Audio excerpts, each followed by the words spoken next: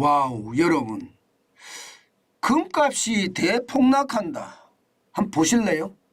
어떤 일이 일어나고 있는지. 10월 6일 현재입니다. 국제금값.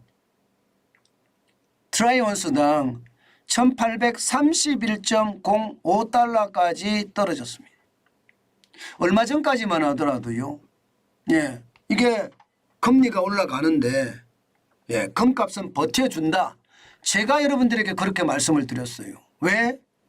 중국이나 혹은 터키나 혹은 뭐 키르기스탄이나 카자흐스탄이나 금을 많이 사들이니까 중앙은행들이 금값은 그 가격을 유지하고 있다 이렇게 이야기했어요. 그런데 최근에 말입니다. 미국 국채금리가 폭등을 하면서요. 결국은 말입니다. 이자를 받지 못하는 금은 곤두박질 치고 있습니다. 곤두박질. 굉장히 많이 떨어지고 있어요. 실제로도 한번 보실래요? 예, 실제로도 보시면 지난 5월 4일에 2055.7달러까지 올라갔었거든요. 그러던 것이 말입니다. 빠집니다. 10월 5일에 1831.05달러까지 빠졌고요. 10월 6일에는요. 1834.05달러까지 빠지고 있는 상태입니다. 야, 금값 진짜 많이 빠졌죠. 진짜 많이 빠졌습니다. 이것을 보면서 말입니다. 많은 사람들은 그렇게 이야기합니다.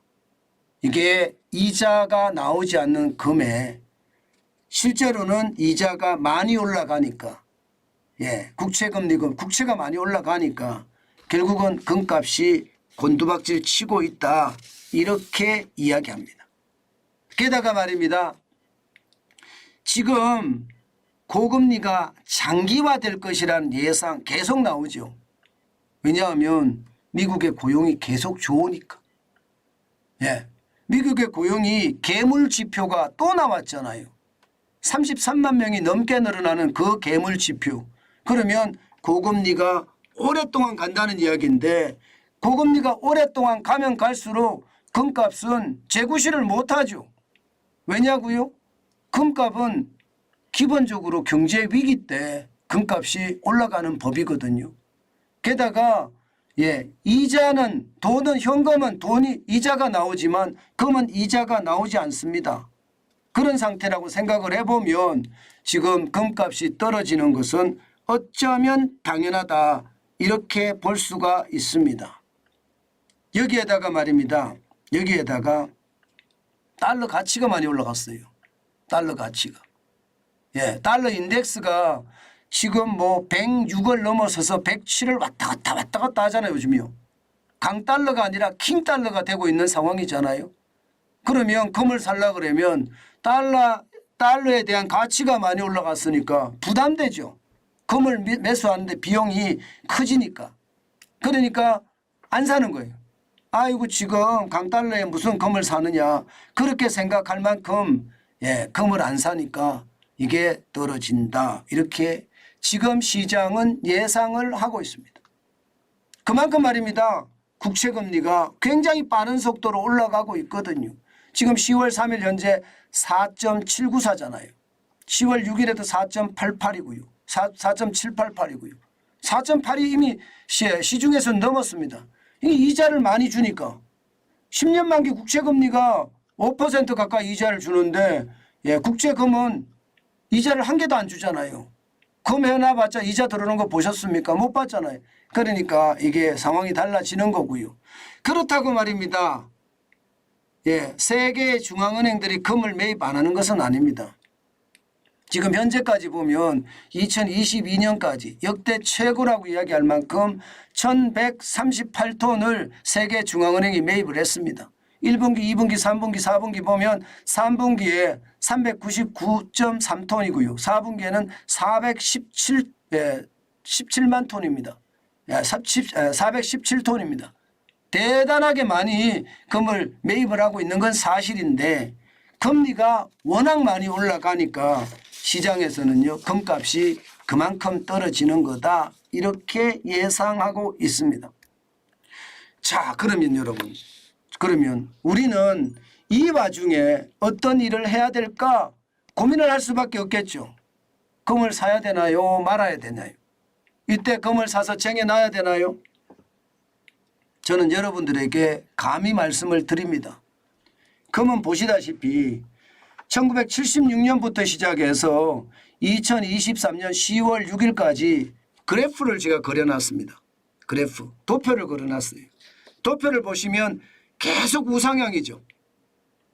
그죠? 물론 가운데 뭐 글로벌 금융위기 때 폭삭 떨어졌다가 또 뭐 이게 코로나19의 위기 때 또 폭삭 떨어졌다가 그런 적은 있어요. 그렇지만 전체적으로 1976년 오일 쇼크 때부터 시작을 해서 지금 현재까지 쭉 보면 우상향의 곡선을 그리고 있습니다. 우상향이. 그렇다면 여러분, 장기 투자로 저축을 하는 사람들 입장에서는 어떨까요? 아마 많이 벌었겠죠. 왜냐? 트라이언스당 1976년에 102.8달러였습니다. 지금은요. 지난 5월 4일 날 보면 2055.7달러에 20배 올랐습니다. 20배. 20배 올랐습니다. 이게 오르거든요.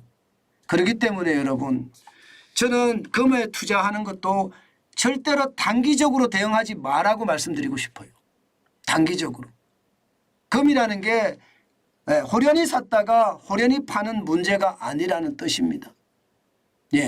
제가 2021년일 거예요. 2021년 금값이 1678원까지 떨어졌을 때인가요? 아마 이때 말입니다. 금을 사서 대응하자는 이야기 제가 많이 했었어요. 금 사서 쟁여자. 그래서 2022년 3월 8일에는 2043.3원까지 올라가기도 했습니다. 그런데 실제로 남는 것을 보면 한 20% 되죠. 20% 좀 안 될 겁니다. 20% 조금 될런지 그럴 거예요. 이게 저점에 샀을 때 그리고 고점에 팔았을 때. 그런데 이게 분할 매수 분할 매도를 하게 되면 아마 이렇지는 않을 거 아니에요. 적어도 절반가량 줄어드는데 10%밖에 이익이 나지 않을 거예요. 그런 것을 감안해 보면요. 여러분, 여기에다 수수료까지 감안을 해야 되니까 항상 제가 말씀을 드리는데 금은 장기적으로 대응하는 게 좋습니다. 게다가 실물금을 사다가 집에 쉽게 말하면 금고에다 집어넣어 놓는 것은요. 아마 상속세에 대한 부담을 줄이기 위해서라면 굉장히 좋은 방법이라고 생각합니다. 제가 이런 말씀하면 참 나쁜 사람이긴 한데요. 금이라는 게 물려줄 때 물려주면 모르잖아요.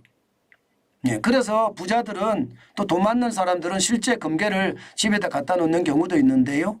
우리는 그렇게는 말고요.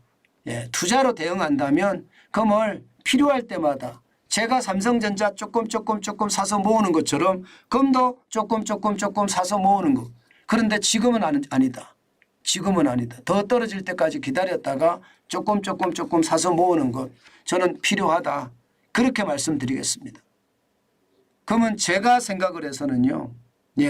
좀 떨어졌을 때 경제가 진짜 위기가 왔을 때 금값은 올라가거든요. 경제 위기가 오면 돈의 가치는 떨어지고요. 금의 가치는 올라갑니다. 일반적으로 그렇습니다. 글로벌 금융위기 때도 보세요. 2009년에서 2010년 사이에 금값 올라간 거 보세요. 굉장히 많이 올라갔죠. 오일쇼크 때도 보세요. 1976년 8월 10일에서 1980년 1월 21일까지 거의 말입니다. 8배 이상 올라갔죠. 8배. 그죠? 경제가 호황일 때 금은 사야 됩니다. 그리고 경제가 이게 위기가 오면 팔아야 되고 코로나도 그렇습니다. 2018년 9월 17일에 1187.4달러였거든요. 이것이 말입니다. 2020년 8월 6일에 2069.4달러. 그러니까 이게 여러분 결국은요. 경제가 호황이 된다. 그리고 더 호황이 된다. 그러면 금값이 떨어졌을 때 그때 사서 쥐고 있는 게 제일 좋다. 뭐 필요하다면 그때 팔아도 되고요. 호흡을 길게 가야 됩니다. 호흡을 길게 가면 분명히 방법이 있다. 제가 그 말씀 드리겠습니다. 앞으로 정환진 TV를 계속 보실 거니까요. 정환진 TV를 계속 보시면 저와 함께 하시면 됩니다. 저도 점점 돈을 많이 벌면 버는 대로 물론 뭐 지금 그렇게 많이 벌지는 못합니다. 벌면 버는 대로 계속해서 그렇게 할 예정이고요. 또한 말입니다. 그렇게 벌어서는 저는 좋게 의미 있게 돈을 쓰겠다. 저는 그런 생각 많이 가지고 시장에 대응하고 있다는 것 다시 한번 여러분께 말씀 올립니다. 금에 대한 대응은 어느 정도 이해가 되셨을 것 같습니다. 예, 그래서 앞으로 금에 대한 대응은요. 정관진 TV와 함께하면 그 시점을 제가 말씀 올리겠습니다.